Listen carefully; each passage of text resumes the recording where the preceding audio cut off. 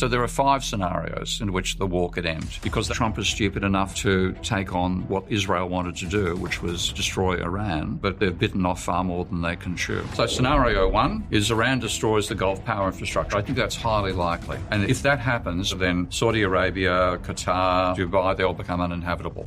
And then scenario 2, Iran disables Israel's nukes. I hope that happens, but there's this one. And it scares the shit out of me. Professor Steve, I have so many questions. What is going on? So this war is threatening everybody on the planet. And what Trump is doing at the moment is a pump and dump scheme. He's trying to drive up the oil price and exploiting it for his friends and for his own wealth in the process. So people are focusing upon the price of this. But the really important point is this Strait of Hormuz. So oil, fertilizer, helium all have to pass through the Strait of Hormuz. And Iran have blocked that gap. So they can say you do or do not pass, depending on what your country's attitude towards our country. And it's quite terrifying because 20 to 30% of our fertilizer comes through this point. But if this is not available, the globe has a famine. Do you think he will send ground troops in? Yes, I do. But I'd hate to be one of those troops because it's a suicide mission. They've got underground military units of weapons and troops, but we have no idea of the scale. Trump keeps saying that the war has been won. Yeah. What's going on there in your view? I think he's been fed propaganda to tell him that he's winning the war by his immediate advisors because you cannot tell a person like that they've made a mistake. We'll talk about that as well. But you've developed a bit of a reputation because you're very good at predicting things. So which of these 5 outcomes do you think is most probable to happen? Oh, God. Guys, I've got a favour to ask before this episode begins. The algorithm, if you follow a show, will deliver you the best episodes from that show very prominently in your feed. So when we have our best episodes on this show, the most shared episodes, the most rated episodes, I would love you to know. And the simple way for you to know that is to hit that follow button. But also, it's the simple, easy, free thing that you can do to help us make this show better. And I would be hugely grateful if you could take a minute on the app you're listening to this on right now and hit that follow button. Thank you so, so, so much.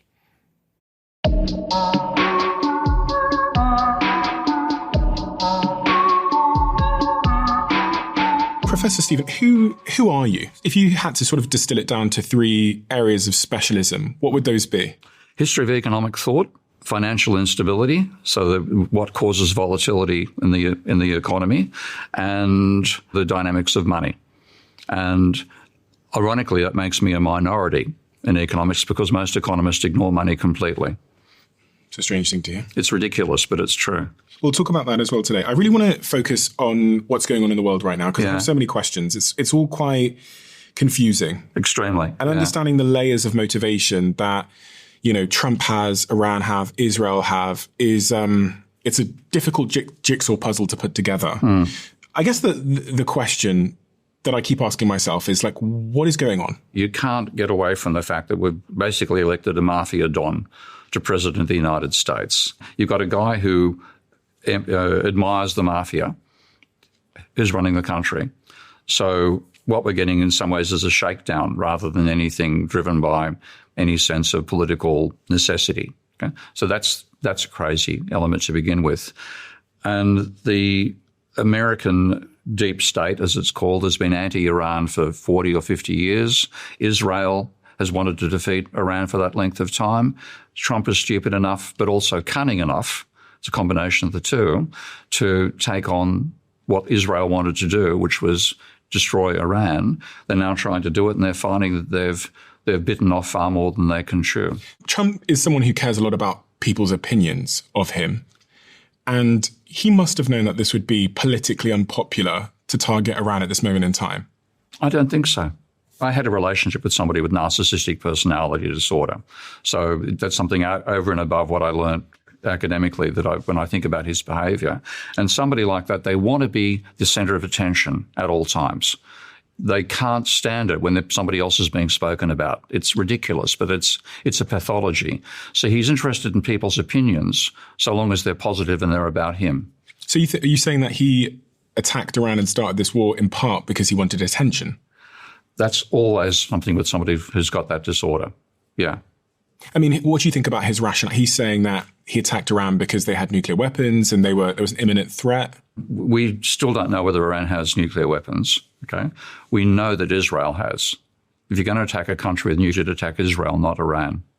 But you can't attack Israel, can you? I cannot make sense of what politicians all over the planet are doing these days.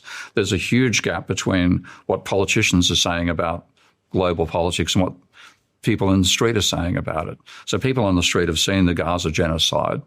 They've seen all the conflicts Israel has started there. And I think the general sentiment in most countries in the world today is anti-Israel because of the way it's treating the Palestinians. And that's what people are thinking about. The top echelons, like in this country, as you know, if I say free Palestine, if I say that outside on the street, I can be arrested. It's crazy. There's a huge divorce between what people are thinking and what the politicians are saying. And I can't give any explanation for that divorce apart from believing that Israel has something over our political leaders. What do you mean? You think they have something over our political leaders? I think we know about the whole Epstein. The way that the Iranians refer to what's happening is they say they're fighting the Epstein class. And there's belief that there's something where Epstein has been working for the Israeli intelligence service and has blackmailed worthy material on a huge range of politicians. And that's the only way that I can explain the sort of things that politicians are supporting when their populace is angry about those same policies. So you get demonstrations here, Free Palestine demonstrations, 80-year-old female vicars being arrested for saying this sort of stuff. You go back 40 years ago, there was a belief in the public and a belief amongst the politicians that Israel had a right to exist and it was all pro-Israel. And now, after 40 years, the type of abuses that have happened in Palestine have hit individual, ordinary people's attitudes to Israel. So ordinary people are saying Israel's the aggressor, Israel's making the mistakes, but the politicians are all saying it's anti-Semitic to criticize Israel. If you had to give a one-sentence answer as to why this war started, because we sort of hypothesized a few things there, what would that one-sentence answer be? Again, this is trying to make sense of the senseless. I just think Israel wanted to destroy Iran. They thought they could do it, and they thought they had an American president who would help them do it. And they drastically underestimated how prepared Iran was for that conflict. Why would Israel want to destroy Iran? What's the back context there? This goes back to religious elements. The Zionist state had the right to that whole region. And there's an expansionist element to Israel's behaviour for the last 40 years. And the major rival they saw themselves as having in that sense was Iran. They can invade Jordan. They could attack Lebanon. They could do all these things. Of course, the 67 war, they wiped out the invading Arabian armies in 6 days. They have this past history of being militarily dominant in the area, and they knew that Iran was too big for them to take on their own. They thought they could get the Americans in there, and I think they drastically underestimated how prepared Iran was for this situation. When you say Iran were prepared for this situation, and it somewhat surprised Israel and the US, what is that preparedness you're speaking about? Well, it's for a start, the fact that Iran witnessed that there were decapitation attacks on other countries in the region going way, way back, not just the last 10 years, but the last 40 or 50 years. And decapitation attack. You take off the leader, you kill the leaders, and then the leaders kill the armies in disarray and you can come in and invade and take over. So getting rid of Saddam Hussein, that sort of thing. Wipe out Saddam Hussein's power base and then the whole system collapses. That was the Iraq story. But the Iranians observed that, and they have broken their military into 31 divisions. There are 31 provinces, like 31 states in that sense, inside Iran. Their military is broken into those 31 units. They've got their own fail-safe system running in the background. They've got their own resources, their own missiles, production systems, all that sort of stuff. So you've got to take out the whole 31, and then they'd have that sub-area. So the only way you can beat the country is by literally bombing it back to the Stone Age. Which appears to be what they've been trying to do. Trying to do, but the thing is, it's a huge country. I mean, look at the scale of Iran. The maps always distort how large, so that is larger. That's more than half the size of Western Europe. It's got a population of 90 million, about 1/3 or 1/4 of the population of Europe, far more than Iraq. I mean, it looks like it's double the size of the UK or more. Or more than double. I mean, one thing about the Mercator projection. No, what's that? Okay, it's that it makes the northern hemispheres twice as large as the southern. And Iran's in the northern hemisphere, but not as far north as England. So the distortion gets amplified the further north you go. So it's bigger than France and Germany and Italy and Spain and possibly Poland in terms of area. And then if you even see, just looking on the map itself, you can see the corrugations there versus what you can see. What's a corrugation? What's representing mountains. Okay. Yeah. There's more mountains inside there. It's a horrendous terrain to fight a war on. I think what Trump is doing at the moment is a pump and dump scheme. He's trying to drive up the oil price, tell friends beforehand that he's about to make an announcement which will cause the price to fall. And he's just oscillating this way up and down and exploiting it for his friends and for his own wealth in the process. Do you actually think that's the case? Yeah, because, I do. I mean, this must be hurting. Make sense of this stuff. This must be hurting his friends economically because the stock market's going to take a dip if he's not careful. And his friends are all shareholders in different big companies. So, and also when we think about energy. But if one of Keynes's great lines was that there's no point in buying a stock which you think is going to increase in value over time if you think it's going to slump in the immediate future. So he's making an announcement which causes oil markets to panic, so the price goes up. We've given him control of the most powerful country on the planet. He knows if he makes an announcement, it moves markets.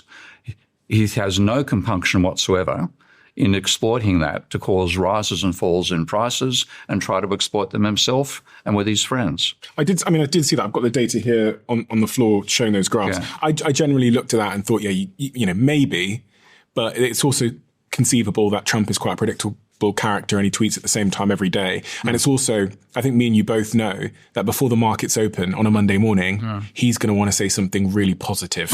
He has a track record of doing that. Yeah. So is it conceivable that they knew he was flying because it was tracked that he was going to be on this plane journey?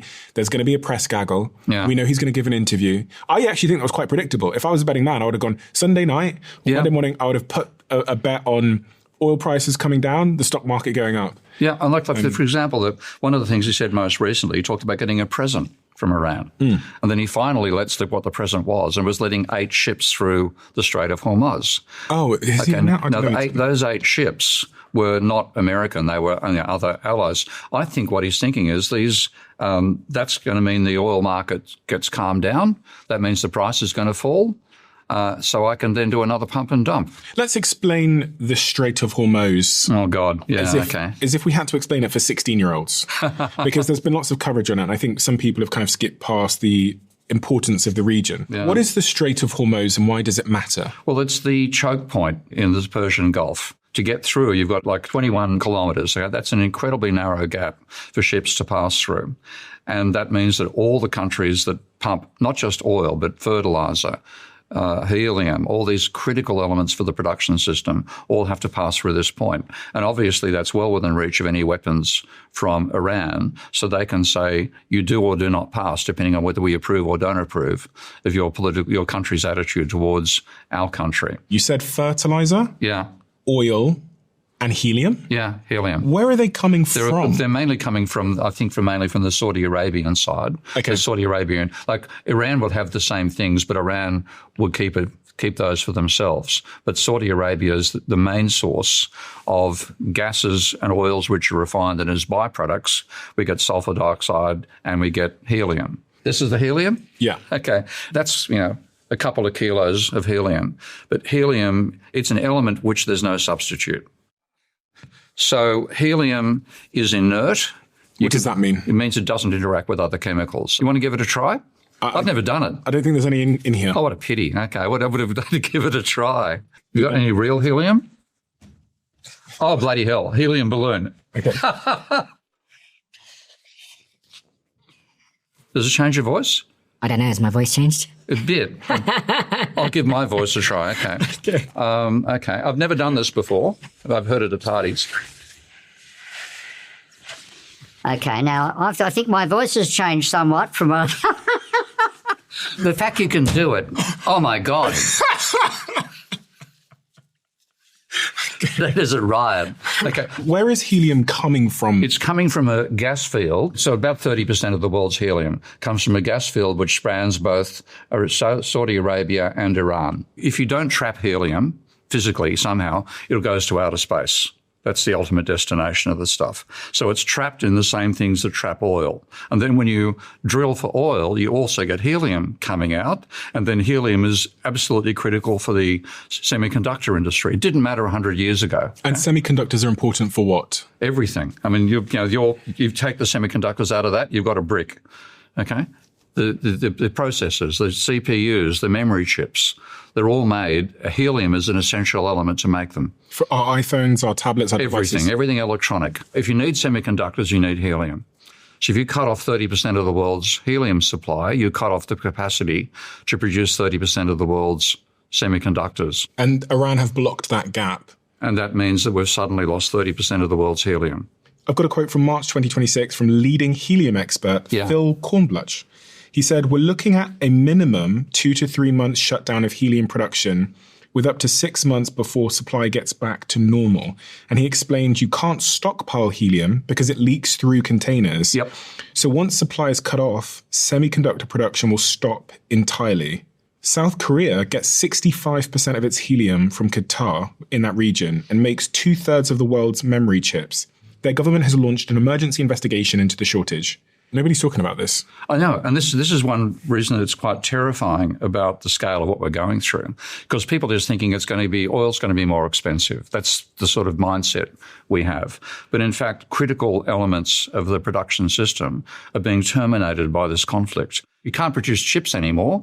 And you can't produce these chips either because the fertilizer's disappearing. So you're holding a potato in your hand. Yeah. How are potato chips going to be impacted by the war? Because of fertilizer. If we don't have the fertilizer, we can't grow the potatoes. And it's not just potatoes, it's a whole range of crops.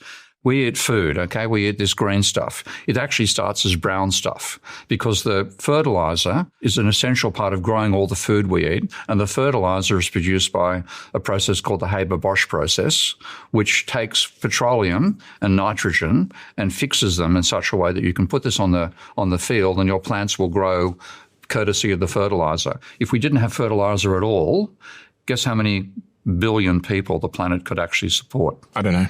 Between 1 and 2. And fertilizer comes from this region? Again, 20 to 30% of our fertilizer comes through that region. Through the Strait of Hormuz? Through the Strait of Hormuz. Where's it coming from? It's coming again from the same gas field that's producing the helium, produces a side effect of fertilizer. And you need I'm not a chemist, okay, so I can get these things wrong. But you need sulfuric acid as well as part of these production processes. 20% of the world's fertilizer, helium, sulfuric acid all pass through that strait. And if you take them away, then you can't make microchips, which is what Korea is suffering from. You can't make fertilizer, which everybody will suffer from. If we lost 20% of the world's fertilizer, we'd lose roughly 20% of the world's food. And it caused a global famine. We've never had this experience before. We've had localized famines. Countries like India have had famines in parts of Africa and so on. But if this is not available, the globe has a famine. And what's the last tanker you've got down there? There's one more on the floor. Oh, my God. Okay. Hey, that's pretty good. It was accidental, but that's petroleum, okay? A petroleum tank, obviously empty, 20 litres. So that's oil? That's oil. Oil, okay. And so if that's what we're losing right now, and people are focusing upon the price of this. But the really important point, and I can bring up one of my own charts here, is the role of energy in production. Because if we don't have energy, we can't produce goods and services. And the link is incredibly tight. This is looking at change in energy and change in gross world product over the last 40 years. I'll throw this graph on the screen for people that are watching. So what you've got here is the annual percentage change in gross world product and the annual percentage change in gross energy consumption. And they're virtually lockstep and they're the same magnitude. So when energy goes up, GDP goes up. And when energy goes down, GDP goes down. Now, we're losing 20% of the world's liquefied natural gas, a substantial proportion of it's oil as well. We could see a 5 or 10% fall in energy. We will certainly see a 5 or 10% fall in gross world product. So explain that to me. So where is the oil in this region? Oh, it's everywhere. Okay. I mean, this is one of the accidents of history, that the oil is a large part is concentrated here and a large part over here and a bit in Russia. So over here, for people that can't see, you're pointing at Iran, Saudi Arabia, Iraq, and then there's a lot in the United States, and there's a lot Texas, in Russia. and you've got some in Russia as well. And there was a small amount, like the North Sea had a substantial amount of oil as well at one stage. And the type of oil in this region, I hear, is quite important. It's very, oil, there's no such thing as a homogeneous product. What does homogeneous mean? Everything is the same everywhere. You can, If you don't get it here, you can substitute from something over here. That's a myth that economists actually unfortunately believe. They basically persuade people to think that everything is homogeneous. In fact, oil from Venezuela is almost like tar. Oil from here flows like water comparatively. You need different processing systems to extract that oil than you need over here. If we lose this, we can't replace it with something from over here. So once that goes, then the production system of the planet is damaged. This has been the shocking thing for me as a citizen, has been the fact that a war with one country could decapitate 20 to 30% of global production. Of global production of oil. Yeah. And food. That's a vulnerability if I've ever heard one. I know. And this is like one reason I'm a critic of mainstream economics is they trivialize all this stuff. They don't teach their students how critical this is. So most people are like you, even people who've done a PhD in economics, even worse in that sense than other people. They don't understand how critical and how fragile our production systems are. So people can talk about a war in Iraq and think, oh, that's a war in Iran and that's going to cut off our oil supply. No, it's going to cut off your food supply. And for the average person listening now, what will they start to experience if this war doesn't immediately end? 2 or 3 months, India is going to run out of fertilizer. And so there'll be a famine in India. Food production on the planet could fall 10, 25%. And therefore, there simply won't be enough food for everyone on the planet. And then it's a question of who's going to starve. Now, you'd think the wealthy countries are going to be safe there. But like for Australia, my old home country, has about 30 days oil supply. When it runs out, it can't get food from the farm to the city anymore. So Australia is incredibly vulnerable. We're all far more vulnerable than we realise. And this war is threatening everybody on the planet. I got in an Uber yesterday and I was with a wonderful guy who was actually, weirdly, I sat into the Uber at 2 a.m. and I looked up on the screen and he was listening to the Diary of a CEO, and then he clocked me in the back of the car. So we had a great chat. Yeah. And he was saying to me, listen, this isn't actually my main job. It's my third job. I do this because of the cost of living. And it really stayed with me. He's doing 3 jobs to stay alive, 3 jobs. And he picked me up at 2 a.m. He's got a family. And he's working his butt off to keep the family alive. Yes. Yeah. And, I'm going to say something which I probably... I don't say a lot, which came to mind, which is in the position I'm in now, I think it was a real reminder of my own personal privilege that I think is really important for someone like me that has an interview show, because you've got to be like intellectually honest with yourself, or just like honest with yourself generally, that like as someone in my position who has been fortunate enough to be able to make significant money, I can understand from having that conversation how detached I am from the world around you. Yes, and that's like an uncomfortable thing to say. You're a very unique soul because I've read a bit of your history, of course, and you've had that terrible period where you were, unemployed and what the hell do I do? Shoplifting, food and stuff. And you were ambitious, but you were, okay. If you don't experience poverty, you don't know what it's like.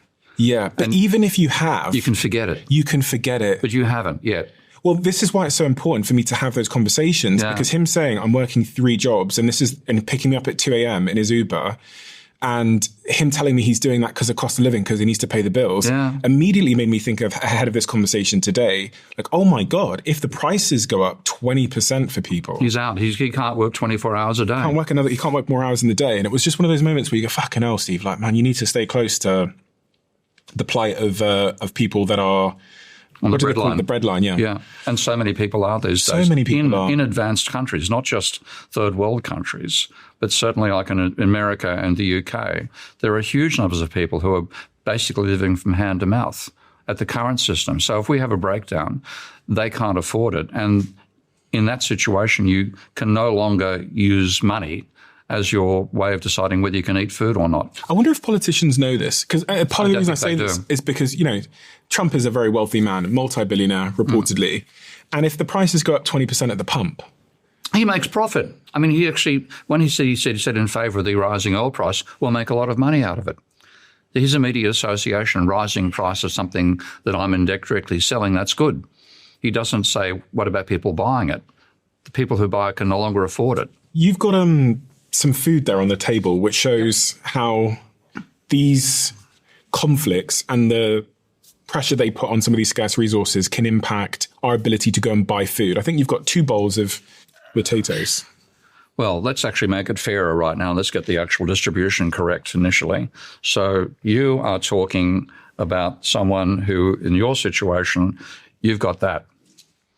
Locanuba's got this. And now you're taking away the oil price. That's going to make Trump better off. But he's down to the stage where, he's not too far from that happening. And that's what we've pushed ourselves into with this war. Do wars typically make inequality worse? Very good question. I think wars are created when inequality is bad. If you go back to the Great Depression and see what caused World War II, it was largely the collapse of the German economy when they repaid their debt, their private debt to America, or private government debt to America. That led to the rise of Hitler. Everybody thinks Hitler rose because of the Weimar inflation. That's what people normally think. In fact, when Hitler came to power in Germany, the rate of inflation was minus 10%. It was deflation. Prices were falling. Unemployment rose from very low to 25% of the population. In that situation, people supported Hitler. He revived the economy. I'm happy to talk about how he did that later.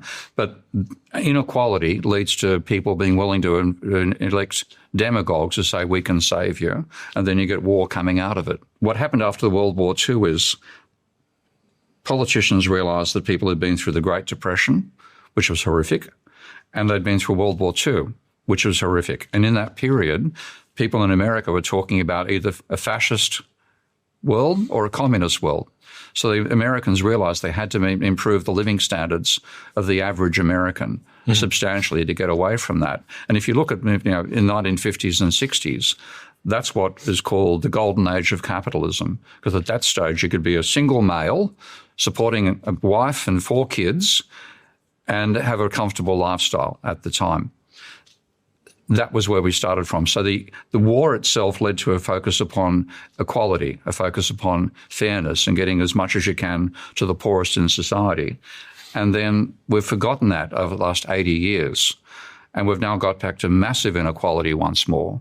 So I think inequality causes wars. Wars in the aftermath make people focus on equality, not to allow that horror to happen once more. And then we forget and do the whole damn thing again. One of the surprising things I learned the other day was that the country that is estimated to have the biggest reserve of oil is Venezuela. Yep. The third country on this list that is estimated to have the biggest reserve of oil is Iran. Yeah. Yeah. Now, it doesn't take a genius. Funnily enough, 2 countries have added, yeah. The second country being America? Well, it says Saudi Arabia. Saudi Arabia, okay, well, that's already an American vassal. Yeah, that's already they're basically partners with America already. And funnily enough, the fourth one is Canada. And if you're listening a lot to Trump's rhetoric, he said he was going to take Canada and make it the 51st state or something. Yeah. So it doesn't feel to me to be a coincidence that the countries that the US are invading and decapitating their leaders are the country that have the biggest oil supplies. Yeah. And Trump has already said, immediately, he said, after taking out Maduro in Venezuela, pulling him out of his bed with his wife and flying him back to the US, he already said the oil's on the way back to America. Yeah. One might assume that much of the motivation here with Iran is when they were in negotiations with them, maybe they weren't playing ball with the oil. Maybe they were threatening something with the oil. And maybe it's such an economic risk. Or maybe most of Trump's friends, if he has them, are oil executives, and they can see the benefit for them in controlling global oil. And the one part they can't control is Iran. But I mean, it's backfired pretty horrifically. I think one of the great sayings in humanity is it's looked like a good idea at the time. Then you do it and you realize you underestimated your opponent. You don't realize how difficult it is. Like you mentioned, you're talking about how being wealthy can make you dissociate from the problems that ordinary people have. It can also make you dissociate from reality in general. You don't realize how difficult it is to do something you want to have done. So all these oil executives and people who Trump socializes with could have thought, take out Iran, America dominates the global oil thing, we're all going to be rich. Okay?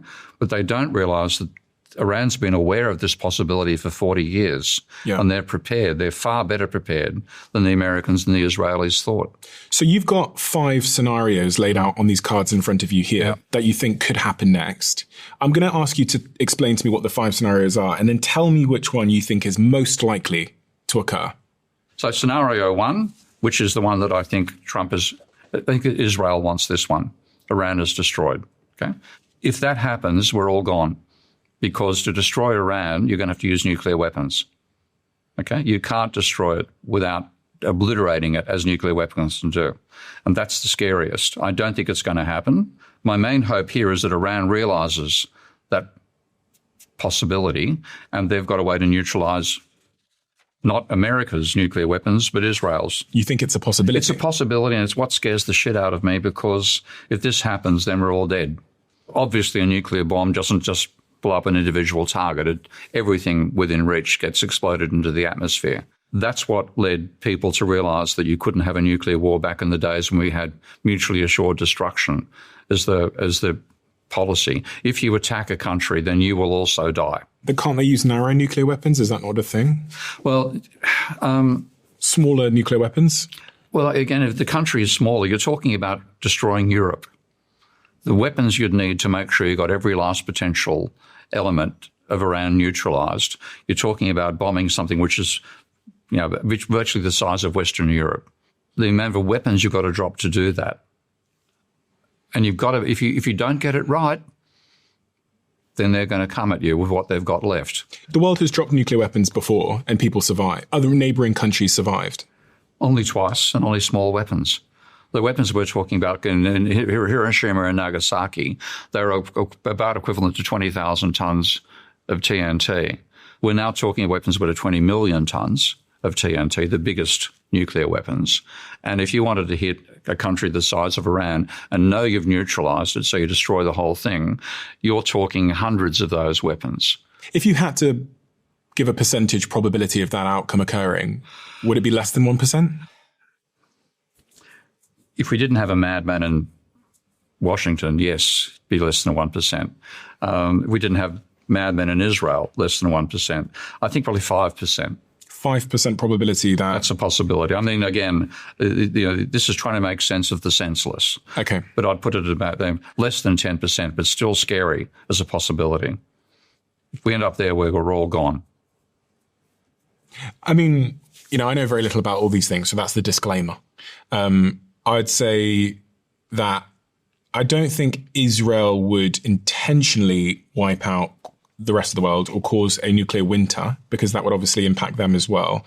But I am quite scared of precedence setting. And what I mean by that is if we establish it being okay to drop nuclear weapons on people you don't like, the sort of domino effect of that for people in Ukraine and other parts of the world where there's conflict might then lead to mutually assured destruction. Yeah, it's the last possibility you want to have happen. The fact that it's even possible to contemplate it is a terrifying prospect. Let us hope.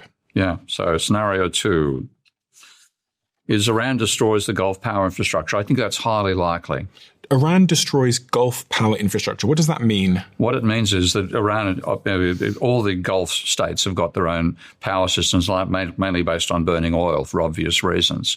If you take out their power structure systems, then those countries become uninhabitable. Is that what's happening already? Because I know Iran have attacked a few sort of power facilities in the region. There have been a couple. There was one attack on a Saudi Arabian power systems, and that took out 2 of the 14 units that are critical for creating liquefied natural gas. And apparently it'll take 5 years to rebuild them. And there are only 5 companies on the planet that can actually do that rebuilding. 1/4 of the world's liquefied natural gas comes through the Strait of Hormuz. 1/10 of that has been destroyed. It's like 2.5% of the world's energy supply is gone for the next 5 years until those are rebuilt. If Iran destroys the Gulf power infrastructure, then Saudi Arabia, Qatar, Dubai, they all become uninhabitable. And we're seeing that happen in parts. I mean, it sounds like these attacks have slowed down a little bit, but it was interesting that Iran's strategy was to attack their neighboring sort of partners and specifically targeting a lot of their energy infrastructure. Yeah. Is that in part to apply pressure? Yeah. If I attack Dubai, the leaders of Dubai are going to call Trump and say, listen, cut this out. Oh, yeah. I mean, the pressure coming back from the Arabian states on America, I imagine, is quite immense right now, saying don't do it. It's quite possible Israel could do it, like attack Iran, and then Iran does a retribution attack. Trump, if you would have seen his tweet this morning, I think he's put it off to April the 6th before he says he starts attacking power infrastructure. If he attacks power infrastructure in Iran, Iran has said we will attack power infrastructure in the Gulf states. So we've got till, 8 days. I think he's bluffing. I hope he's bluffing. But if he does do the attack, then Iran will respond by destroying either an equivalent component of the Gulf states or the whole infrastructure. I don't think people quite realize how costly it is for regions like Dubai when Iran attack them. I was looking at some of the data. Yeah. And according to current estimates and a historical risk assessment by Dubai officials, they lose $1 million per minute, which is 60 million per hour, or 1.4 billion a day when there's an unplanned emergency shutdown just of their airport. Their airports, let alone their power systems. Yeah. As we probably saw on the news, Iran had flown, it seemed like a couple of drones into Dubai's airport, which meant that it had to shut down. Yeah. If they're losing $1 billion a day because that airport is closed, I think it's the biggest airport in the world. It is economic pressure for Dubai, which will then trickle down to Trump and sort of force his hand. Yeah. So they've got a clear incentive to cause chaos. Yeah. And that's partly what Iran is saying. It's like a game of bluff. You don't want to do this bluff. If that bluff happens, then the Saudi Arabian Peninsula becomes uninhabitable. And therefore, if people are forced out of there, and most of the residents in those countries are not Saudis, they're third world workers from India and Pakistan and the Philippines and so on. They're being paid lousy wages to work on all these systems. If they leave because the power's not there to support them anymore, if they try to leave, then we lose the entire energy contribution that region makes to the global economy, and we're screwed. And that figure I cited includes not just lost airport revenue, but then the immediate impact on airlines, cargo logistics, and the missed opportunity cost of thousands of high-value business travelers attending the region. Yeah. That Dubai's GDP is roughly 30% dependent on the aviation and tourism sectors. Yeah. So when the airport closes, it impacts tourism, hospitality, real estate investing, global supply chains, and everything. So it's quite remarkable, specifically with Dubai. Yeah. Because Dubai, I think Dubai is a lovely place. I've been multiple times. I love going there. But it felt really safe.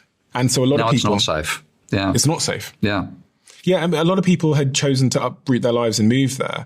And you'd almost kind of forgotten you were in the Middle East to some degree. Yeah, yeah. But I think this is going to be a pretty traumatic reminder for a lot of people there. How fragile this area is. And that's the lesson we're learning. It's the fragility of the society we take for granted. So that was scenario number 2. Okay, scenario 3. That's the one that really scares me because that is the Samson doctrine. You know the story of Samson? No. Okay. Samson is an enormously strong individual who's strong because of his hair. And then he gets conned. This is an ancient story from the Bible. And the woman who's conned him shaves his hair so he's weakened. And then they put him in a temple where he's standing between 2 pillars and his hair is gone. He's bald. He can't do a thing. They forget the fact that his hair is starting to grow. His hair gets to the stage where he's now got his strength back. He pushes those pillars and the whole thing collapses and everybody dies. That's the Samson doctrine, and that involves Israel's nuclear weapons. If they realize that they are going to lose this war and it becomes existential for them, then one of the things they have claimed that they do is unleash destruction on the rest of the world, like Samson pushing the towers and the whole thing comes collapsing down. This is, going back to the situation with Iran and Israel, one of the things I was thinking a lot about from some commentary that I'd seen is Israel really have a motive to get rid of Iran because Iran have repeatedly threatened Israel. It's also because, Israel's trying to get rid of the Palestinians. And in that sense, Iran has been probably the major bulkhead supporting the Palestinians to say, let the Palestinians survive, let the Palestinian people continue existing. And the Israelis have been pushing and pushing and pushing the Palestinians out. It's a hornet's nest. We've provoked a hornet's nest. Iran is responding right now, I think, in a very judicious way. But if the Israelis realize they're facing an existential defeat. That scenario, it would again mean civilization potentially gets destroyed. And just looking at some of the things that Iran have said about Israel, Yeah. historically, the supreme leader of Iran stated in 2015 that Israel would not see the next 25 years. Other officials said things like the end is near. And in March 2026, Iran's tone shifted from ideological to purely retaliatory, with the Speaker of the Iranian Parliament, Mohammed, stating that Iran has officially declared that it considers all Israel energy, water, and IT infrastructure legitimate targets for irreversible destruction with zero restraint. If we think about this from a psychology perspective, you've got two neighbors. They're both either implying implicitly or explicitly that they want to wipe the other one out. Yeah. Trump is sort of this third party in the arrangement who's not in the region, so he might be a little bit safer. Those two parties that are against each other, one of them has nuclear weapons and the other appears to be trying to make one. The neighbor that is Israel, presumably, cannot let that happen. Because if it gets to a point where they both have nuclear weapons and they both want to wipe each other out, I actually think that the old days of mutually assured destruction were a more stable time than what we're in now. Because if you realise that if you attack, you also die, you don't attack. But what if you think of death as being a better thing than life? You have to have a society continuing after you die. If you're going to be a martyr, there has to be people who are going to mourn your death. If you believe being a martyr means everybody else also dies and you don't do it. So do you think if Iran had nuclear weapons, it would be a safer world? I think it'd be safer because it would tell the Israelis, stop attacking your neighbours. I sat with a few nuclear experts, and one of the things that was shocking that I learned is if the United States wanted to launch a nuclear weapon today, it is one person's decision. I heard that, and that's what Trump can actually just make that decision. He can make the decision on his own. He doesn't need to consult Congress or anybody else. He has someone who walks around with a briefcase that has the nuclear codes in. And at any moment, he can make the decisions. Yeah. And when I think about the same in this region, actually, you don't need a whole state to decide that they don't like their neighbor. All you need is one supreme leader, or Netanyahu, to say, do you know what? I'm near the end of my life, and these people have really pissed me off. Yeah, that's right. And I thought there was at least some control. I saw that segment. With Annie Jacobson, I thought there was at least some control. He had to consult someone. But they had to have circumstances which justified not consulting someone. If he's got that right, then it comes down to what's the behaviour of the person who carries the nuclear football. Does he let Trump get hold of it? And like there was another incident way back, I think in this 70s or 80s, that the Russian early warning system reported that there was a nuclear attack on the way to Russia, and there was one submarine commander or one element of a submarine command system, and they had to have 3 people in the submarine who agreed to launch an attack, and this particular person refused. Now, if that hadn't happened, if he'd agreed with the other 2, there would have been a nuclear war at that stage. And it wasn't real. It was a false alarm from the system. So even the Russian submarine had 3 people who had to make that decision. So we didn't have a nuclear war. Now we've got one maniac in this White House who could do it. I'll play Annie Jacobson's clip now where she talks about the idea of sole authority, which I think is an important thing for people to understand, because when we think about who we're electing to lead our nuclear capable countries, you have to think about who you want to give sole authority to. The United States president has sole presidential authority to launch a nuclear war. What does that mean? It's exactly like it sounds. What's so interesting is a lot of this stuff, this nomenclature that gets thrown at you, if you just break it down, it's sole, solo, presidential, he's the POTUS, authority. He doesn't have to ask anyone for permission.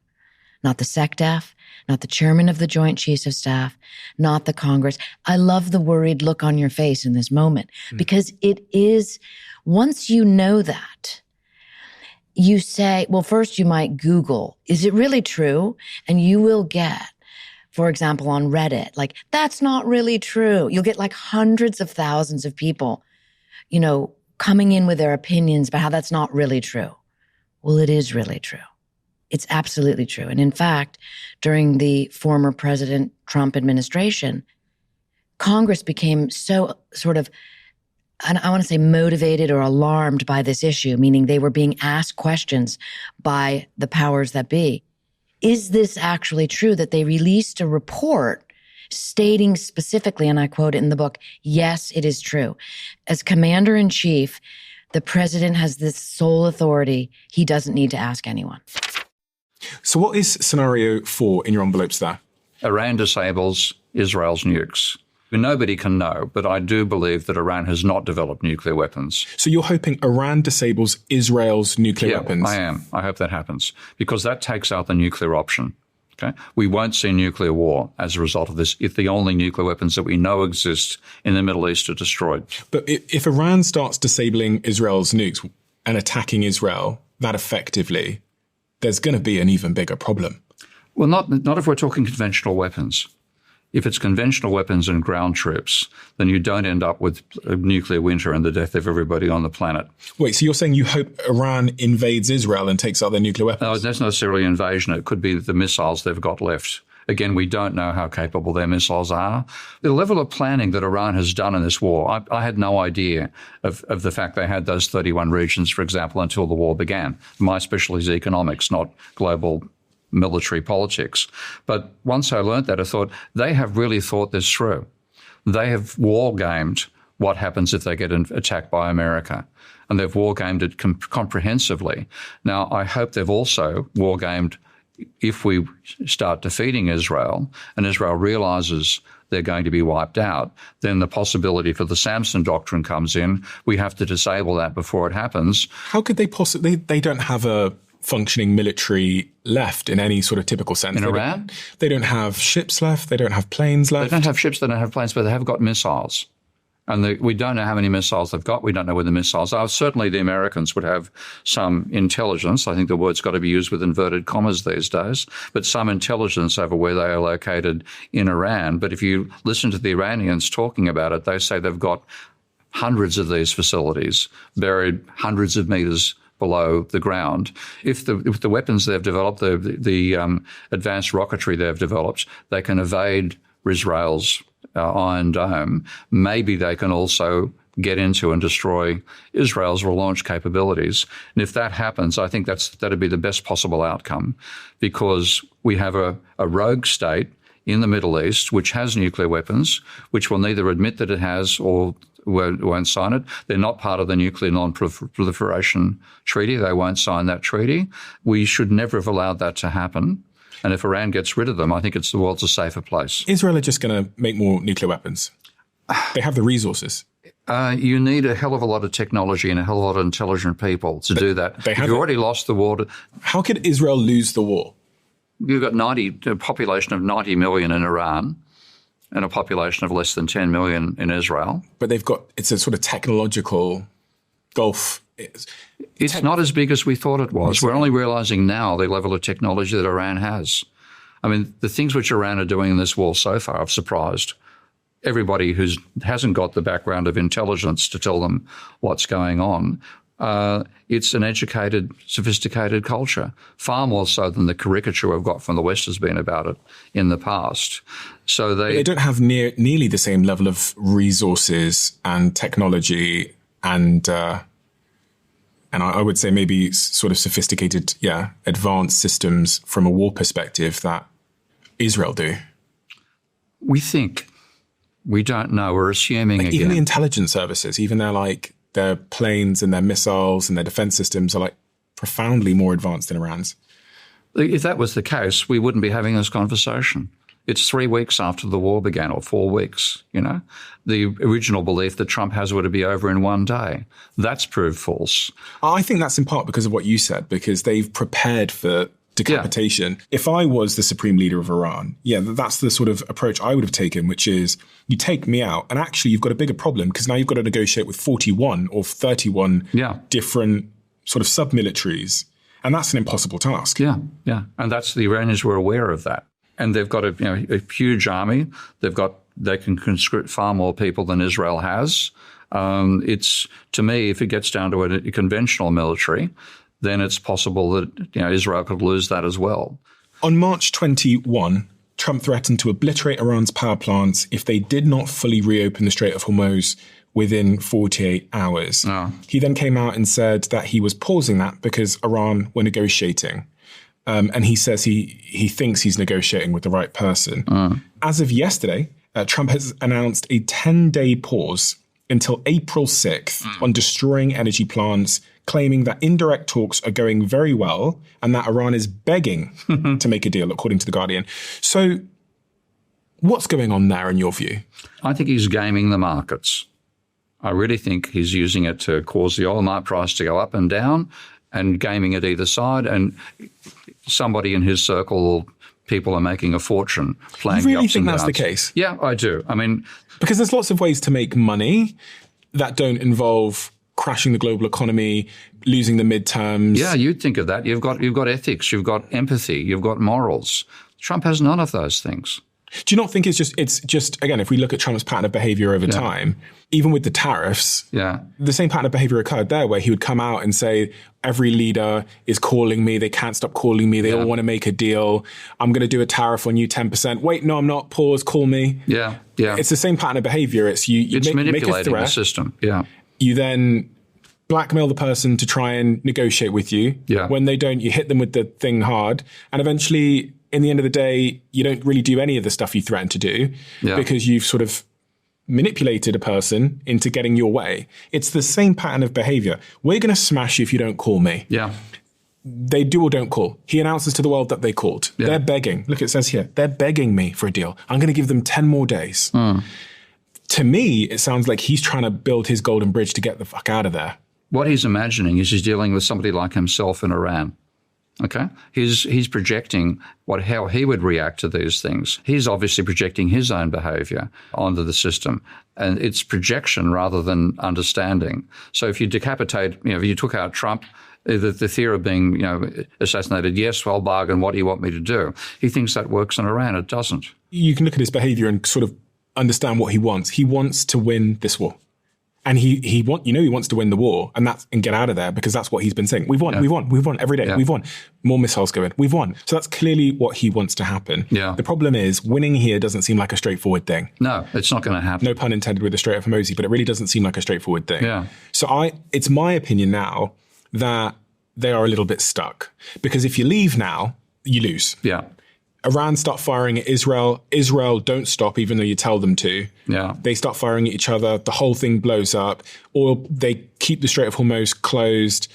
Oil prices go up. It looks terrible, terrible, terrible for Trump. He might find himself in a Bush situation where his legacy, and I think that's such an important word for a man that can't be elected for a third term, his legacy is tarnished in the same way that Bush's legacy was tarnished by going to war in the Middle East. I think his greatest fear, Trump's greatest fear, you'd think back through all of these moments over the last couple of years where he talks about the Nobel Prize.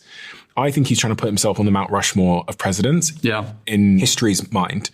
And I think how this situation plays out now, the sole thing he's thinking about is his legacy. And right now, being stuck in a war and contemplating putting ground troops in is arguably the worst thing for one's legacy. Americans dead. Yeah, and lots of Americans dead. These wars are like, you think about Vietnam, these wars are never really won. No, well, America hasn't won a war since World War II. And even World War II was won by the Russians more so than the Americans. So we have this picture of America as being this, invincible military power, but it lost in Vietnam, it lost in Iraq, it lost in Afghanistan. America's failed in all of these. This is another American failure, but on a scale far beyond what happened in Afghanistan and Vietnam. Do you think he will send ground troops in? Yes, I do. And like I've seen people talking about where the troops might land, and the only part of they can land is right towards this edge here with Pakistan, where they might land between 2,000 and 10,000 troops. I'd hate to be one of those troops because it's a suicide mission. Again, with those 31 provinces, the separated military commands they've got, the weapons they've got hidden underground, the troops themselves who, if you know that there are Americans landing and you're an Iranian and a soldier, you are going to attack them like nobody's business and not be afraid of your own death because you do think if you get martyred, it's the remaining people that you're defending. There will be people who recognize you as a martyr. It's horrific. If you had to give a sort of percentage probability of them putting ground troops in? I'd say more than 50%. We're going to find out in the next couple of weeks. Much of the reason most people haven't posted content or built their personal brand is because it's hard and it's time consuming and we're all very, very busy. And if you've never posted something before, there's so many factors in your psychology that stop you wanting to post. What people will think of you. Am I doing this right? Is the thing I'm saying absolutely stupid? All of these result in paralysis, which means you don't post and your feed goes bare. I'm an investor in a company called Stan Store, which you've probably heard me talk about. And what they've been building is this new tool called Stanley that uses AI, looks at your feed, looks at your tone of voice, looks at your history, looks at your best performing posts and tells you what you should post, makes those posts for you. You can also just use it for inspiration. And sometimes what we need when we're thinking about doing a post for our social media channels is inspiration. Building an audience has fundamentally changed my life, and I think it could change yours too. So I'm inviting you to give this new tool a shot and let me know what you think. All you have to do is search coach.stan.store now to get started. This company that I've just invested in is growing like crazy. I want to be the one to tell you about it because I think it's going to create such a huge productivity advantage for you. Whisperflow is an app that you can get on your computer and on your phone, on all your devices, and it allows you to speak to your technology. So instead of me writing out an email, I click one button on my phone and I can just speak the email into existence. And it uses AI to clean up what I was saying. And then when I'm done, I just hit this one button here and the whole email is written for me. And it's saving me so much time in a day because Whisper learns how I write. So on WhatsApp, it knows how I am, a little bit more casual. On email, a little bit more professional. And also, there's this really interesting thing they've just done. I can create little phrases to automatically do the work for me. I can just say Jack's LinkedIn, and it copies Jack's LinkedIn profile for me because it knows who Jack is in my life. This is saving me a huge amount of time. This company is growing like absolute crazy. And this is why I invested in the business and why they're now a sponsor of this show. And Whisperflow is frankly becoming the worst kept secret in business, productivity, and entrepreneurship. Check it out now at Whisperflow, spelled WISPRFLOW.ai/Stephen. It will be a game changer for you. What is the best case scenario? The Americans have to realize they've lost. They've not going to negotiate the terms of reparation. And what Iran has proposed, when you look at Iran's terms, they're extremely reasonable. They're saying America leaves the whole region. America no longer comes back in this region. No military bases. No agreements. This becomes Iranian protectorate. That becomes an Arabian empire, or not Arabian, Iranian empire, because they're not Arabs, they're Persians. So this becomes like a Muslim part of the world. That's, you can actually take the whole region out to here. It's all Muslim. And what's been happening, and this is part of the weird religious elements here, you've got the Sunni sect and the Shiite sect, which is a bit like the Protestants versus the Catholics. Go back 500 years, and what we're seeing here is like the 100 Years' War that occurred in Europe back in the days when it was Protestant versus Catholic was a serious thing. So we're seeing a religious war being fought here, and the Sunni majority, about 90% of Muslims are Sunni, they have focused on their rivalry with the Shiites.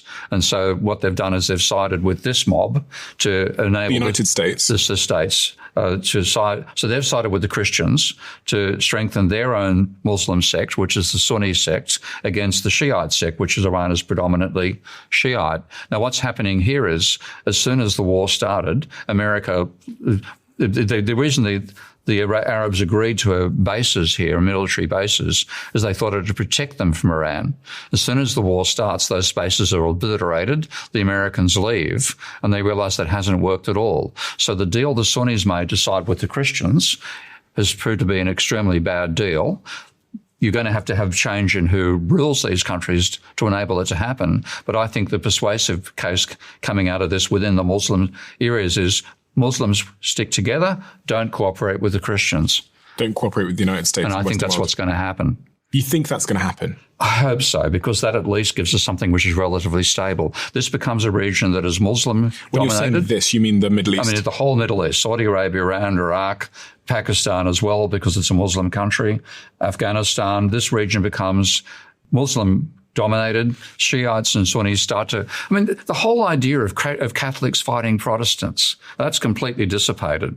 There's no level in the West anymore of large-scale military type animosity between Catholics and Protestants. That's what's happening over here. The conflicts, those religious conflicts within the Christians disappeared, largely speaking. They're still happening within the Muslim religion. This could persuade them that that's got to end. So we've got one more scenario, scenario 5. Iran develops nuclear weapons. I'd rather 4 happen than 5. Which of these 5 outcomes do you think is most probable to happen? I think the most likely outcome is Iran disables Israel's nuclear weapons, because Iran has been so prepared for this conflict in a way that America has not, in a way that Israel was not.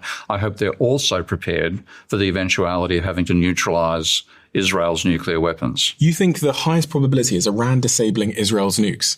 Yeah. I hope I'm right. I mean, if Iran gets destroyed, then this leads not to Iran developing nuclear weapons, but every potential rival for America on the planet developing nuclear weapons. We go into a nuclear war-dominated world. Do you not think it's more likely that Trump is going to find himself a golden bridge to get out of this situation? He's going to call Netanyahu in Israel and say, stand down, please. I'm going to announce that we've won this war. I'm going to announce that we've done a deal. It's all over. Well, without doubt, whatever happens, Trump is going to say he won. Okay? That's, again, the narcissistic personality disorder thing. He simply couldn't bring himself to stand on a stage and say, I lost. I mean, think about the biggest insult that Trump ever made in his apprenticeship show. You're a loser. Okay? Being a loser is the absolute worst possible thing that anybody can be in his mind. If he has to say, I'm a loser, then his life is over in that sense. His self-image is over. So whatever deal comes out, he's going to say he won. For the average person that's listening now, when they hear all this conflict going on in the world, from an economic perspective, is there anything they can be doing to protect themselves against some of these downstream consequences? Well, I think one thing is we've now got to the stage where you can buy your own solar systems for your house. You need something which means you're not dependent upon oil anymore. I think we've trivialized the dangers of climate change for the last half century. We've done very little about it to reverse it.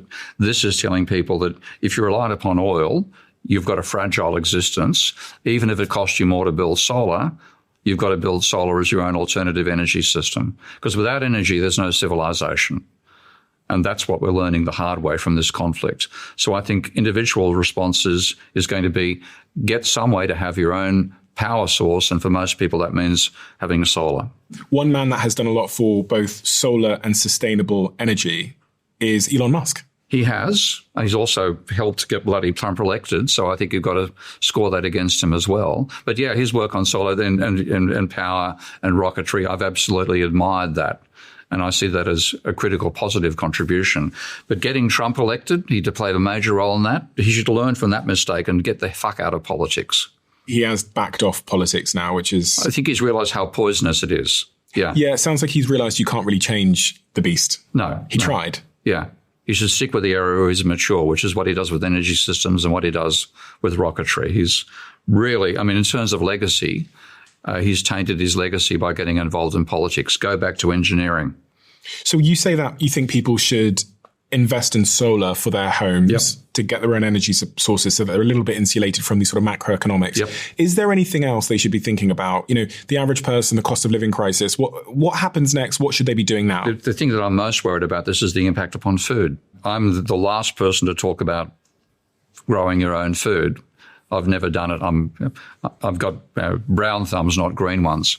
But I think if you can have any way to produce your own food, you've got a bit of insulation against what's happening at the global level. The lesson that comes out of this is self-sufficiency.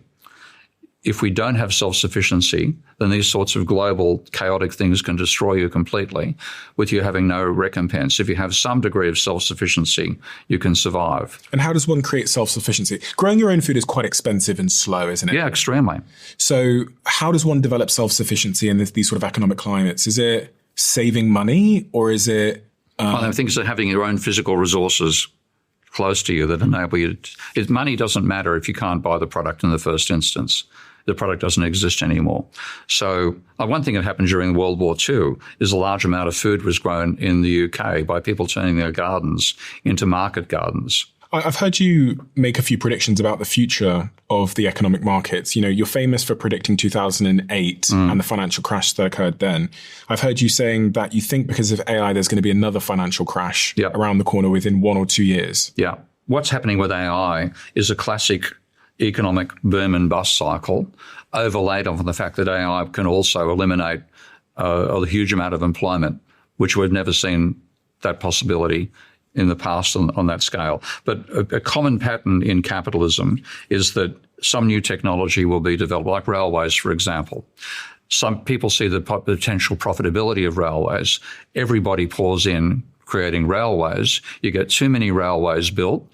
90% of the companies that create the railways go bust, but then we all have these rail systems that we benefit from afterwards. So that's the classic pattern. Joseph Schumpeter was the person who best described that Austrian economist from the early 20th century. So he said, you'll get the banks will finance a new investment area. That investment produces a new technology, which causes a boom while you're building the technology. But when the technology comes online, it undercuts existing businesses and causes a slump. So that boom and slump cycle, and AI is a natural example of that. And what you get is massive overinvestment in the first instance, because everybody who invests in AI has the ambition of being the only AI provider on the planet. Therefore, you get too many companies investing. There's too much money going into it. That's what causes a boom. But then when the technology comes online, because it undercuts existing technologies, you have a slump. And when you look at the investment taking place at the moment, the big tech companies, Meta, Amazon, Microsoft, Alphabet, who own Google, Oracle, is on track to spend $720 billion on AI infrastructure in 2026 alone, which is less than 20% of the revenue that they're making. We are seeing a 5-to-1 ratio of money being spent versus money coming in, which is historically unsustainable. Yeah, and I think that's true. I think there has to be a slump coming out of this. And in a sense, that's part of the natural cyclical behavior of capitalism. Because if you want to make a profit, you've got to bring in technology that undercuts everybody you're currently rivals with. So the railways are a classic example there. You know, you had to get around by carriage instead. You undermine the carriage companies by bringing in the railways. But the ultimate benefit, society benefits, because now you've got the railways for transportation. So that's the same sort of thing that AI is doing this time around. But companies, 90% of those companies are going to fail. I mean, this is kind of what we're seeing already. So the failure rate of AI-specific startups has hit 90% in 2026. Wow, that's luck. Yeah, you predicted that one correctly. Significantly higher than the 70% average for general technology. Roughly 95% of enterprise AI pilots fail to move into production when they incur massive costs. The other thing I think a lot about is a lot of startups now are raising a lot of money at crazy, crazy valuations. I can think of one particular startup I know. They're making like a couple of $1 million a year. They've raised at $1 billion valuation. Wow, yeah. And because they've got the word AI on them. And the thing is, because everyone's such in a frenzy at the moment about AI, they're probably going to raise it at a $2 billion valuation 6 months from now. Yeah. When you think about what's going on there, someone somewhere is putting their money in. And they're going to lose it all. And when everybody starts losing all their money very, very quickly, you see this contraction where everybody realizes that their paper gains, the gains they thought they had on paper because of valuation went up, have just evaporated. Yep. And when you see that, you have to quickly count your pennies and get frugal. And pull back in again. Lay people off and so on and so forth. So I actually do personally believe that we're probably within 24 months of a pretty severe contraction. And that won't just impact these tech oligarchs, it'll impact all of us in different ways. Yeah, it's a boom and bust cycle. I mean, the only thing which we've experienced in our own lives, which is similar, would be the telecommunications bubble and then the internet bubble between 1990 and 2001, 2002. We don't get bubbles in the internet anymore because that's now a stable technology in that sense. But it wasn't a big one. This is much bigger. What do we do? As entrepreneurs, as team members in companies, what do we do at this moment if what you're saying is correct, that there will be a boom and bust? A boom and bust. Which I think every smart person that I've spoken to agrees that there will be a bust soon. Yeah. Their timelines vary. Yeah. But what does one do right now in March, April 2026 to prepare for this? Well, you put money aside if you can. You buy other assets you think are going to survive the boom and bust cycle. Like what? That's the trouble. I mean, gold's been driven up. Gold's now been driven down. People are buying Bitcoin, but Bitcoin is collapsing as well. In some ways, you can't. It's like saying, what do I do during an earthquake to not fall over? In terms of insulating yourself, I really can't see a way of insulating yourself from the downturn. But I'm not as worried about that as long-term consequences of AI, because this is the first technology which implies you can actually virtually eliminate labor as necessary for reducing output, because you can use AI rather than clerks. You can use I know this is a long way from being feasible, but robots could replace process workers. And then suddenly something which employs 70% of the global population is no longer necessary. And then what do you do in that situation? What I've seen, which I respect, coming out of the tech bros in America, is they're talking in terms of universal basic income.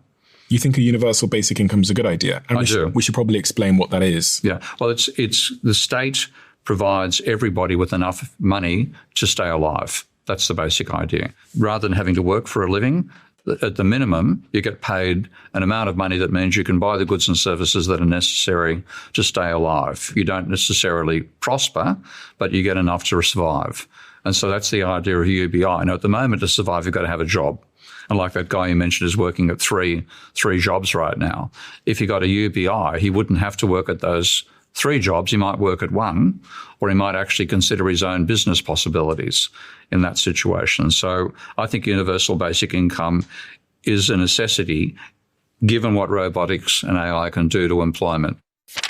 Every time I've tried to improve something in my life, like my businesses, my health, my relationships, I've noticed that the biggest shifts have come from being better informed. And when it comes to our health, most of us know very, very little. So when our team was approached about partnering with Function Health, it felt very much aligned. Their team has developed a way of giving you a full 360-degree view of your health, many of the things that are going on in your body in the form of different tests. You do one blood draw, and it gives you access to over 160 lab results. Hormones, heart health, inflammation, stress, toxins, the whole picture. I use it and so have many of my team members. You sign up and you schedule your tests, and once you're done, you get a little report like the one I have here. I can see my in-range results, my out-of-range results, and there's a little AI function too. So if I have any questions about my out-of-range results, I can just go in there and ask it any question I want. And these tests are backed by doctors and thousands of hours of research. It's $365 for a yearly membership. Go to functionhealth.com/DOAC and use the code DOAC25 for $25 off your membership. This is something that I've made for you. I realize that the Diary of a CEO audience are strivers, whether it's in business or health. We all have big goals that we want to accomplish. And one of the things I've learned is that when you aim at the big, big, big goal, it can feel incredibly psychologically uncomfortable because it's kind of like being stood at the foot of Mount Everest and looking upwards. The way to accomplish your goals is by breaking them down into tiny, small steps. And we call this in our team the 1%. And actually, this philosophy is highly responsible for much of our success here. So what we've done so that you at home can accomplish any big goal that you have is we've made these 1% diaries, and we released these last year and they all sold out. So I asked my team over and over again to bring the diaries back, but also to introduce some new colors and to make some minor tweaks to the diary. So now we have a better range for you. So if you have a big goal in mind and you need a framework and a process and some motivation, then I highly recommend you get one of these diaries before they all sell out once again. And you can get yours at thediary.com. And if you want the link is in the description below. And you think up to 50% of working class jobs could be wiped out because of AI and robotics? Yeah. I mean, that's been a prediction from the leaders of some of the biggest companies in AI. I heard the leader of Anthropic recently say the same thing, that he thinks 50% of jobs could be wiped out. I think the shocking thing that we've talked a lot about in the show is just, there's been other sort of economic or industrial revolutions in the past that have caused for job displacement. Yeah. But none, I would argue, at this speed. No, and none that can replace virtually everything. I see. There's a classic story I read back when I was talking about the global financial crisis, came out of the New York Times article where they went to interview workers in an air conditioning factory. And there was one woman they found there whose job it was to place a thermocouple inside the air conditioning units as they went past. So there's 3,000 of these going past her a day. She's just placing one of these thermocouples where it needs to go inside the circuitry of the air conditioning unit. And she said, you don't have to love your job as long as it pays you money. It was a totally boring job. That's all she's doing. The thing is, the reason she got that job was she couldn't make a machine to replace her because the air conditioning units don't necessarily end up precisely at the same point. To make a machine that would do that is really difficult. Now, if you train a robot on it, the robot perception can ultimately get to the point where the robot can place that piece inside there, that particular unskilled job disappears. So people who work in jobs like that no longer have a possibility of getting a job. I think even, Anthropic released a report. Anthropic are the makers of Claude. They released a report saying that entry-level positions, they're seeing a 13% decline already in people getting those entry-level jobs. And actually, as an employer, someone that spends literally all last night, I was looking through our recruitment inboxes at candidates and talent. I have noticed myself changing. I've noticed that people that I would have given roles to maybe 6 months ago, I now have to think long and hard about whether there's going to be technology that can do those exact roles instead. And it was a really shocking thing. I was saying to the team last night at like 1 a.m. in the office, I was like, this is a prime example of a candidate.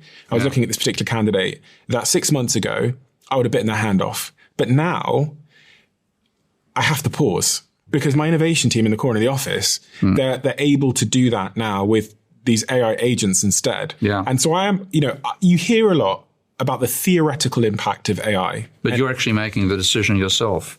And then it's theory. It's this thing on my Twitter feed, like blah, blah, blah, whatever. You hear it on a podcast, you go blah, blah, blah, whatever. And then you find yourself actually behaving that way. Your behavior is changing and you're going, oh, it's very hard to know the types of people to hire into our company. And I've kind of almost segmented them into these two groups where you've got people that have very deep expertise. I'd say it's three groups. People that have very, very deep expertise on a particular thing. Like my CFO. Group number two, I'd say, are people that are AI proficient. Who can actually handle this stuff and be the people who manage the agents. Yes, and they can redesign our workflows across every department in the company to be agentic. The word is about AI agents, that's kind of like the word used. So agentic workflows. And then the third group of people are people who have skills that are highly beneficial human to human and in real life. So like human to human salespeople that deal with relationships. And are very good at it. And are very good at it because there are still a certain type of sale where people want to meet the person, shake their hand and say, okay, you're responsible for this deal. We're still in a situation where people don't want agents to do that. Those are like the three groups. What I didn't say is young people who have just come out of university, maybe don't know anything about agents. They don't have the deep expertise yet. And when you look at the data, we'll throw some of the data up on the screen. It appears that these sort of entry-level white-collar jobs are the ones that are right now suffering. Some of these investment companies would hire like 300 or 400 analysts to look at companies and make decisions. That is one example of a role that's very at risk now. We've got an investment fund. We need one analyst, Molly. 6 months ago, we were interviewing more analysts. We now realize that we just need Molly and we need to give Molly AI. And she can set up, I think Molly said to me yesterday when I left the office, when she left the office at midnight, she's now set up 3 agents, these AI agents, as her team. Well, those would have been 3 people. Well, look, I saw a demo of that. Like I've developed a software package called Ravel, which I've got one programmer for. And I teach an online course as well. And I give Ravel as part of that online course. And one of the members of the course said he's using an AI to build Ravel models. And he's also using an AI to write the code behind Ravel. And he gave a demo of this a couple of days ago. And, I watched it happen on screen as he built a model, a simulation system. And it was messy on one stage, but it produced the correct mathematics. So he's showing you can actually, he's trying to tell me that we should get my main programmer to learn to drive agents to do the whole thing. Now, my main programmer has said, look, there's things that I can do that an AI cannot do. He's one of your highly gifted people. And he said it wouldn't be worth my while to have me telling an AI what to do because what I lose in terms of my own initiative, I just sort of balance out. It's really okay. But he hires a junior programmer. Then the junior programmer would be one who's trained to drive the AI. I do think programmers are fine. Actually, there were some stats that I saw the other day that showed there's been this huge demand in people trying to hire programmers. It's interesting because you hear stats from Spotify. Spotify saying, we haven't written a human line of code since December. And I'm very good friends with the guys at Spotify. I was actually with the CEO the other day, a couple of weeks ago in Austin. And you hear that, and I did check that with them. That's true. So you assume that means we don't need programmers anymore. But if you think about like Jevons paradox, when something becomes Jevons paradox is the old analogy. It's cheaper, you use more of it. So like when coal became cheaper, people were worried that maybe the coal industry was out of business or trains, whatever. But actually what ended up happening is people just drove more trains and they used them for other things like transport. And the same applies, I think, for AI. When creating technology becomes easier, every company starts using more technology. So media companies, lawyers, you name the company, executive assistants, they all become coders. And actually the demand for really anyone who knows how to code or program, we're seeing it, it's exploding. Yeah. But I just think the job disruption in the near term for most people is going to be pretty... Yeah. I mean, there's ways in which AI and robotics should be welcomed because it means the possibility exists, and it's only a possibility, that we can no longer have to be exploited to get an income. Because if you look at the Marxist attitude towards capitalism as capitalists exploit the workers. Okay? The real world is we've been exploiting energy mutually. Both labour and capital exploits energy. We could have a future where we don't have to work for a living, and therefore you could do what you want to do for a living. That's the Star Trek future. That's the possibility that it promises.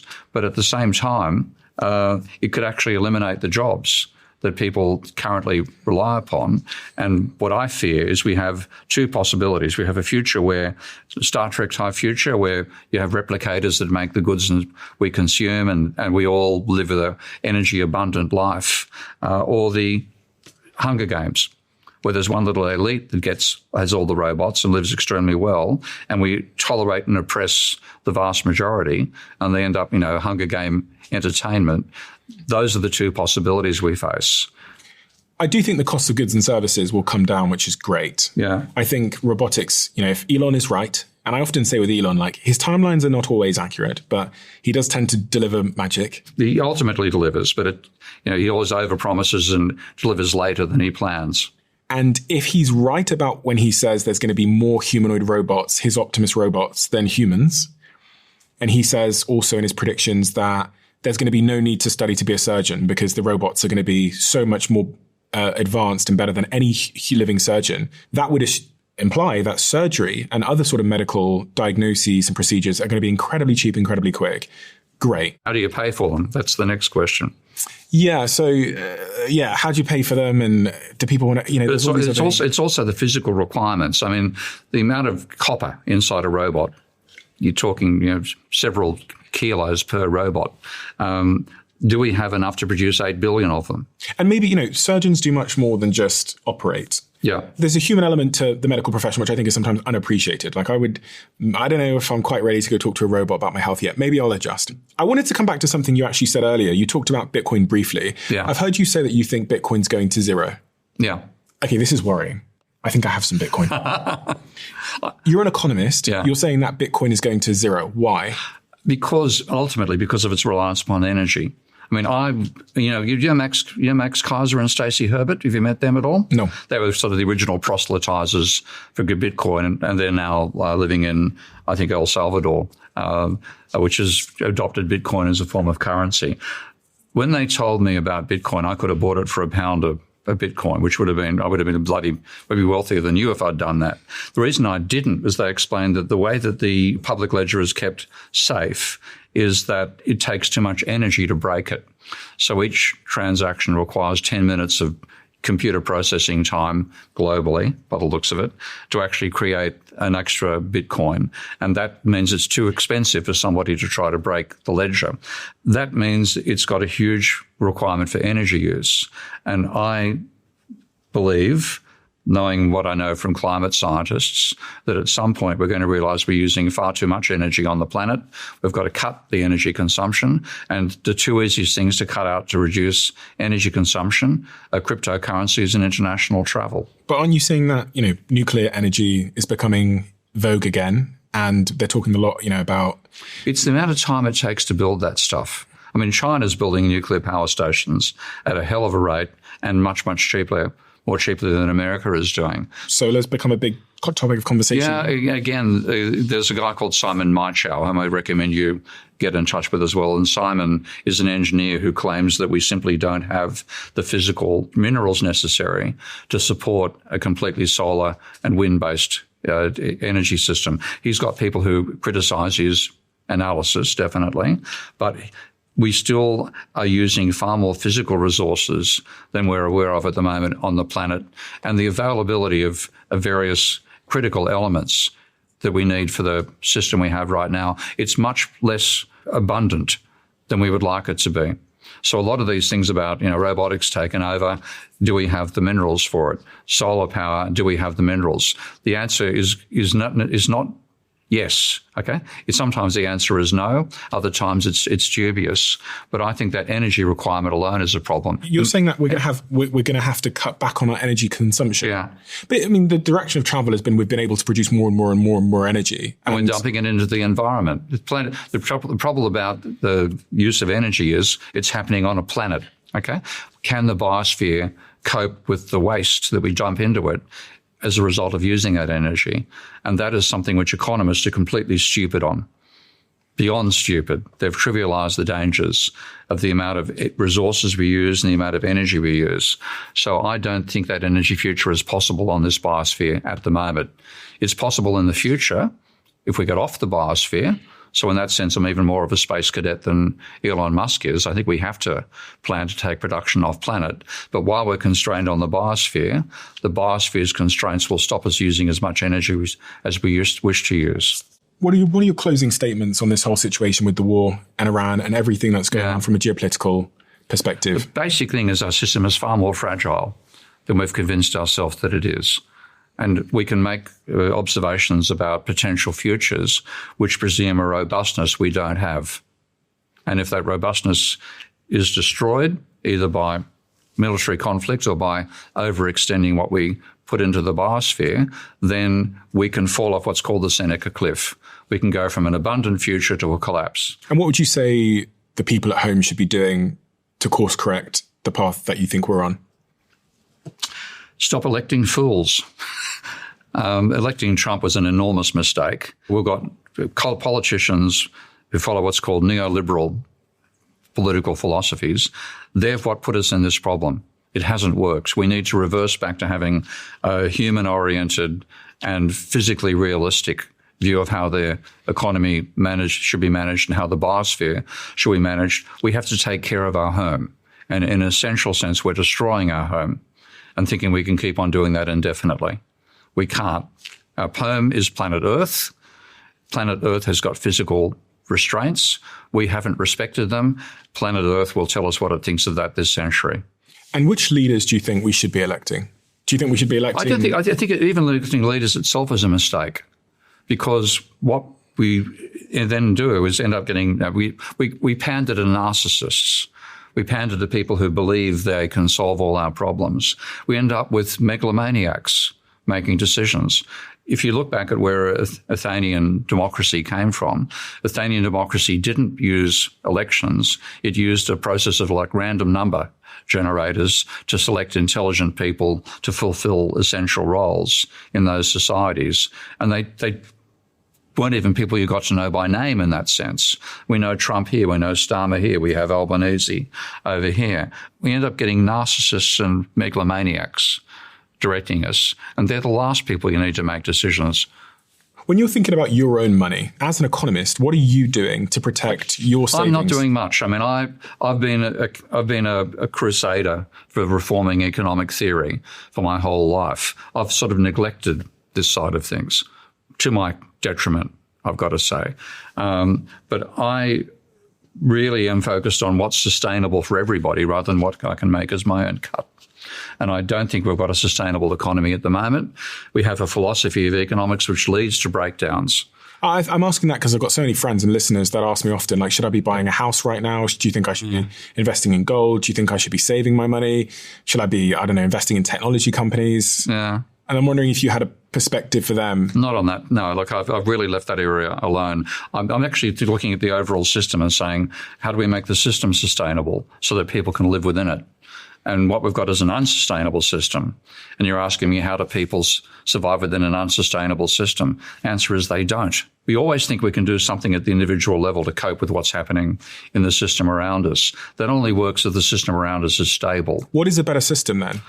I think what China has done is in a better direction. They have a collective focus as well as an individual focus. What's their system called? It's called communist. So you think communism is better than capitalism? I think a system which reflects the need for a cohesive society as well as individual gain is needed. And the system in China is closer to that than the system in America. In China, listen, I don't know a ton about this, but they have a leader who stays in power. And that's the potential weakness. And suppresses the people's decision-making, entrepreneurialism. Equally, you've got a system to get into the Communist Party. You've got to have you've got to be educated to get in, and you have to perform to some extent in the region in which you begin your role. But you're not saying you think the West should adopt communism, are you? No, I'm saying the West should adopt a system which reflects the need for a cohesive society. Is that socialism? Socialism is closer to it. I mean, the words are all tainted. Okay, if you go back, you know, do you eat Cadbury's chocolate? I try not to. You have, haven't you? Okay, Cadbury's was a socialist enterprise. Okay, it was formed as a belief we have to want to give the workers the best possible situation while also selling a profitable product. Mondragon in Spain is another cooperative started by a Catholic priest. Of all things.